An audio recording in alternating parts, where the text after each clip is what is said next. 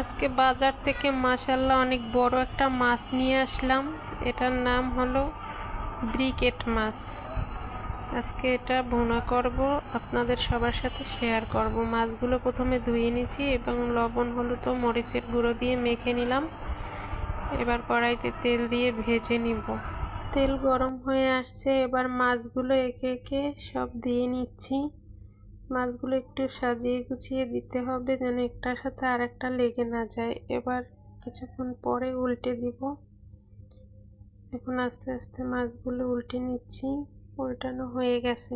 ঘরে 4 পিস বেগুন ছিল, তা ভেজে উঠিয়ে নিলাম। এবার ফ্রাই প্যানে আরেকটু তেল অ্যাড করে নিচ্ছি। এখন পেঁয়াজ বাটা দিয়ে দিলাম। দিয়ে দেব আদা রসুন বাটা এবং দিয়ে দিলাম হলুদ গুঁড়ো ও একটু শুকনো মরিচের গুঁড়ো, স্বাদ মতো লবণ। এখন একটু পানি দিয়ে কষিয়ে নিব।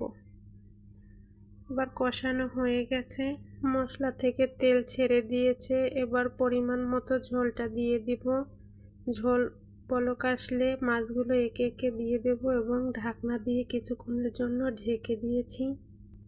এখন ঢাকনা তুলে এতে দিয়ে দেব ভেজে রাখা বেগুনগুলো। বেগুন দেওয়া হয়ে গেছে, এখন একটু নেড়ে চেড়ে দিব। আলতোভাবে নেড়ে চেড়ে দিতে হবে। এখন আবার একটু ঢাকনা দিয়ে ঢেকে দিচ্ছি। ঢাকনা এখন তুলে নিব। তুলে নিয়ে এখন দিয়ে দেব শুকনো করা জিরে গুঁড়ো। জিরে গুঁড়ো দিয়ে একটু নেড়ে চেড়ে নিয়েছি।